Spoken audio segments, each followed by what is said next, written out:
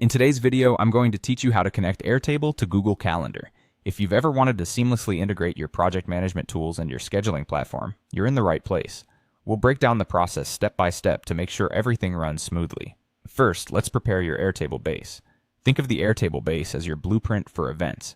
Make sure you have created a comprehensive setup by adding key fields. You'll need to have fields like event name, start date, end date, location, and description.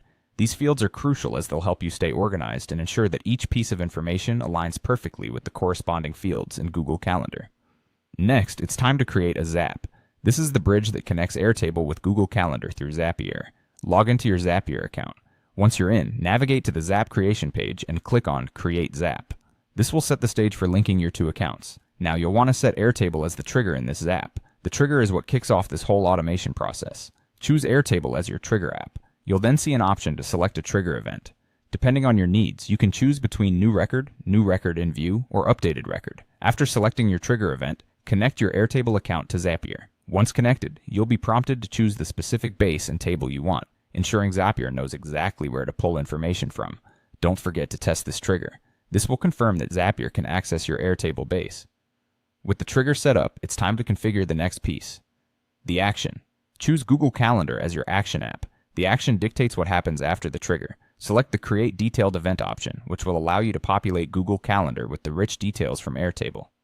This is the step where you'll connect your Google account. It's important to choose the right calendar where you want these events added, especially if you manage multiple calendars to differentiate personal events from work commitments.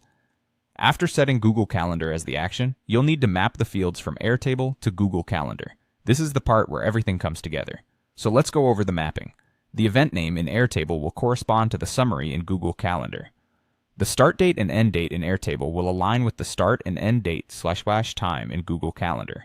Similarly, link the location and description fields accordingly. This mapping ensures that all your important information is fully transferred and accurately reflected in your Google Calendar. Finally, we arrive at the testing and publishing phase. Run a test to make sure everything is functioning as expected. You should see a new event appear in Google Calendar based on the data in your Airtable. Once you've confirmed that everything's appearing correctly, go ahead and turn on the Zap. And that's it. You've now connected Airtable to Google Calendar using Zapier.